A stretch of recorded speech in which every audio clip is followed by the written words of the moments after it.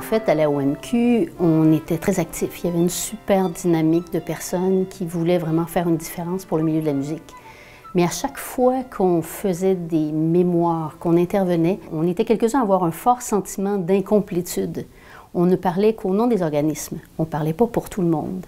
Et donc, très vite, moi, je m'en étais fait un peu cheval de bataille. On va transformer la OMQ pour inclure tout le monde. Car la seule façon d'avoir un véritable impact, c'est de parler au nom de tous ceux qui la font. C'est vrai que le milieu s'est réuni un peu plus formellement à cette époque-là, avec ce désir de rassembler nos énergies, rassembler nos actions, puis avoir une force de frappe, évidemment. Les autres domaines des arts d'interprétation le faisaient, le théâtre, la danse et la musique, on regardait ça, puis bon, on était tous rendus là en même temps.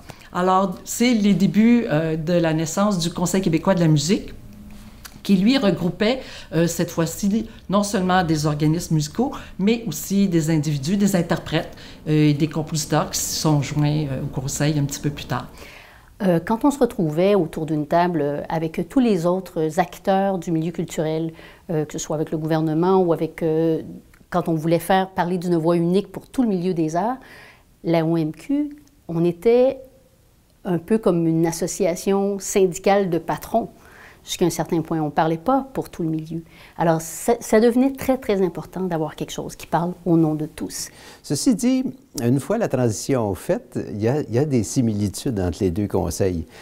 Parce que dans la OMQ, il y avait beaucoup de petits organismes musicaux dont finalement c'était des musiciens, des directeurs artistiques qui les représentaient. Et il y avait aussi quelques plus grands organismes, donc des gestionnaires culturels. Et on retrouve ces mêmes personnes-là aujourd'hui sur le Conseil québécois de la musique. Ce qui a changé beaucoup, par contre, et ça, c'était formidable, c'est que le Conseil québécois de la musique est arrivé juste en temps pour la création du Conseil des arts et des lettres du Québec, ce qui est un moment important. Dans le fond, en 1994, le Québec décide d'apolitiser les subventions.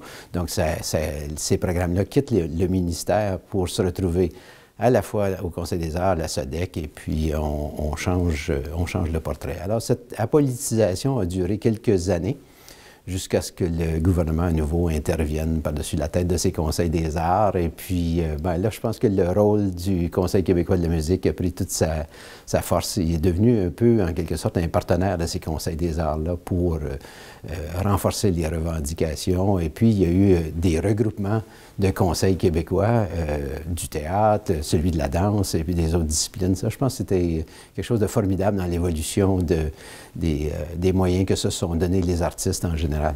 Moi, j'ai siégé en plus de ça pendant 9 ans au comité exécutif du Conseil des arts et des lettres du Québec. Donc, j'ai vu l'autre côté de la médaille et puis j'ai vu la qualité des interventions du Conseil québécois de la musique et j'ai trouvé ça formidable. J'étais vraiment fier de ce qui se brassait dans le milieu et puis, tant mieux. Dans le fond, c'était dirigé de main de maître. Je dois lever mon chapeau aussi à Anne-Marie Messier, qui a été la présidente de la transition, qui, avec une grande rigueur, a amené les gens à accepter l'idée qu'on devait être tous ensemble pour travailler à cette noble cause.